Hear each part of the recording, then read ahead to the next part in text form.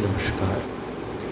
आज हम लोग जिस विषय में बात करेंगे वह विषय है कि भारत कैसे समृद्धि की तरफ बढ़ सकता है। भारतीय लोगों को और जो भारतीय प्रशासन है उसको किन चीज़ों का ख्याल रखना चाहिए ताकि हम एक समावेशी विकास करते हुए एक गुणात्मक समृद्धि को लक्ष्य उन्मुख कर आगे बढ़े। इसके लिए ज़रूरी दो चीज़ें हैं, जिनमें पहली चीज़ है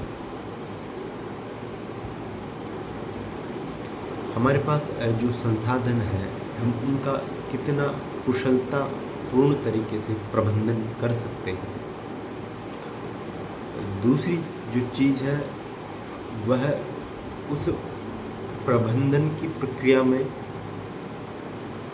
एक लक्ष्य उन्मुख नियोजन है, जिसके माध्यम से हम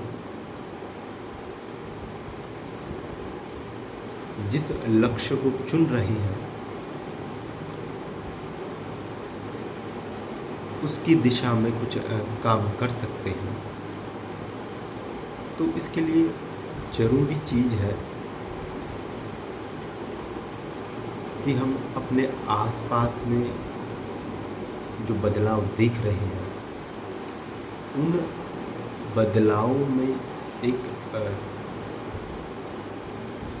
वृहद स्तर पर नियोजन होना चाहिए, उसकी प्लानिंग होनी चाहिए। जो भी हमारे पास आसपास कॉलोनियों का विकास हो रहा है वह विकास इतना बेढंगा है, जैसे डिब्बों को हमने इकट्ठा कर दिया हो और दुर्भाग्य से हम उन डिब्बों को घर बोल रहे हैं, जबकि होना यह चाहिए कि जो भी प्रशासनिक अधिकारी है उन लोगों को नियोजन की एक रूपरेखा तैयार करनी चाहिए और हर घर को अप्रूवल किया जाना चाहिए गवर्नमेंट अथॉरिटीज़ के द्वारा, जिसमें प्रॉपर स्पेस हो, सुव्यवस्थित सड़कें और नालियाँ हों, पेड़ पौधे हों, घरों में एक रूपता हो, उनकी गुणवत्ता का ख्याल रखा जाए, कॉलोनियों में स्वास्थ्य की व्यवस्था के लिए चिकित्सा वगैरह खोले जाए और जो जल भराव के इलाके हैं उनको इंगित करके उनको डंप यार्ड बनाने की जगह जो पश्चिमी नगरीकरण है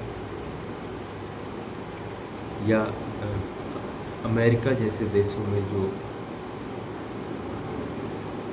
नगरीय विकास हो रहा है उस अनुकरण से हम चीज़ों को करें, या फिर हम अपनी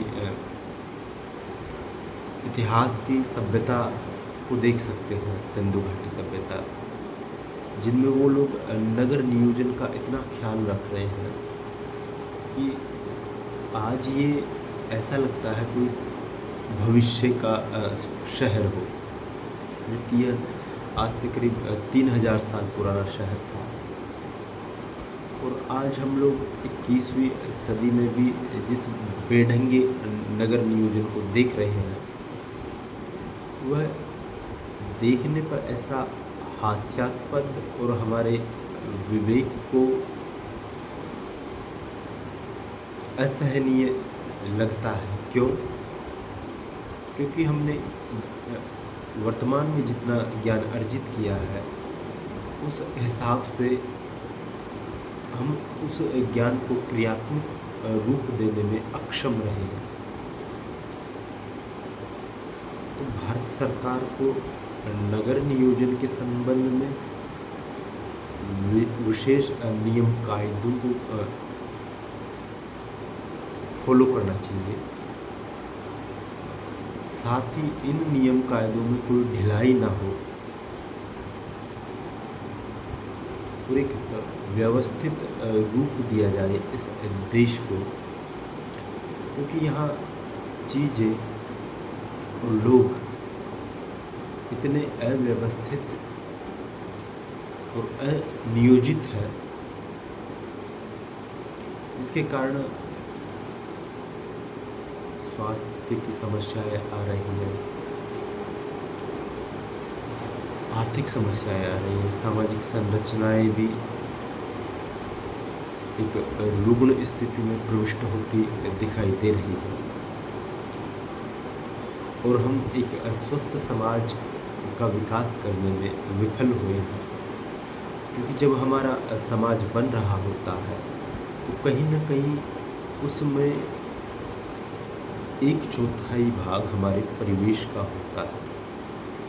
वह 1/4 भाग चूँकि हमारे परिवेश का होता है और वह हमारे मन और मस्तिष्क को प्रभावित करता है, इसलिए उसका ध्यान रखा जाना चाहिए।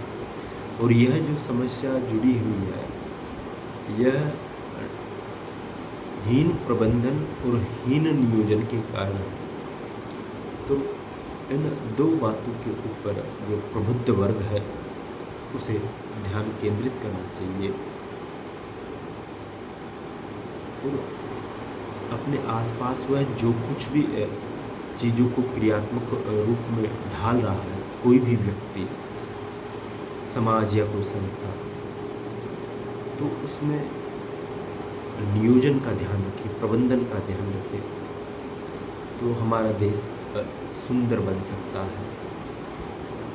एस्थेटिकल तरीके से हम इसे थोड़ा आकर्षक बना सकते हैं, पर शर्त है कि हम थोड़ा सचेत होकर चीज़ों को देखें। हम लोग जो काम कर रहे हैं उसका कोई वैज्ञानिक आधार होता नहीं है हम लोगों के पास। तो जब किसी चीज़ का वैज्ञानिक आधार नहीं होता है तो चीज़ें बस बेढंगे तरीके से चलती रहती है और इस चलने की प्रक्रिया में समय के साथ चूँकि चीज़ें विकसित होती है, किंतु वो विकसित होने की जगह प्रतिगामी हो जाती है। पता चला कि हम एक मकान बना रहे हैं और वह मकान इतने गंदे तरीके से बनाया गया है कि ना तो उसमें पार्क का कोई हिस्सा है, ना उसमें वेंटिलेशन का स्थान दिया गया है। तो एक घुटन भरे परिवेश की हम रचना कर दे रहे हैं। तो जो भारतीय लोग हैं उन्हें इन चीज़ों पर विशेष ध्यान दिया जाना चाहिए और हमारी जो व्यवस्थापिका है वह भी इतनी विवेक शून्य है कि उसे समस्याएं दिखती है किंतु वह समस्याओं के प्रति उदासीन रहती है और यह उदासीन रवैया पूरे देश को दीमक की तरह उधेड़ रहा है।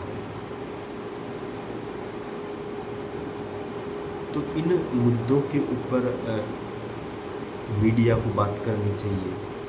जो नगरीकरण की समस्या है उसको कैसे सौंदर्यपूर्ण तरीके से ढाला जा सकता है, किंतु इन मुद्दों के ऊपर कोई बात करता ही नहीं है। उनके जो बात करने के मुद्दे होते हैं वो बहुत ही छिछले स्तर के होते हैं। वो जीवन की वास्तविक समस्याओं से परे की बातें होती हैं। जो एक बातों और वागजाल की सृष्टि से बना हुआ एक बचकानापन प्रकट करती है और जो प्रबुद्ध व्यक्तियों को इस क्षेत्र में आना चाहिए था, वो व्यक्ति इस क्षेत्र में आ नहीं पा रहे। तो इसका फ़ायदा निम्न मानसिकता के लोग उठाते हैं। और धीरे धीरे हम देखते हैं कि जो देश के संसाधन हैं उनके ऊपर उन्हीं का कब्जा हो जाता है और उन संसाधनों का जनसाधारण में उचित वितरण नहीं हो पाता, सही नियोजन नहीं हो पाता। तो जब ये चीज़ें नहीं हो पा रही हैं तो हम ये अपेक्षा नहीं कर सकते कि समाज में गुणात्मक परिवर्तन हो। तो जो मूल मुद्दे हैं हमारे देश में, उनके ऊपर हम लोगों को ध्यान देने की आवश्यकता है, थोड़ा सचेत होने की आवश्यकता है। जी नमस्कार।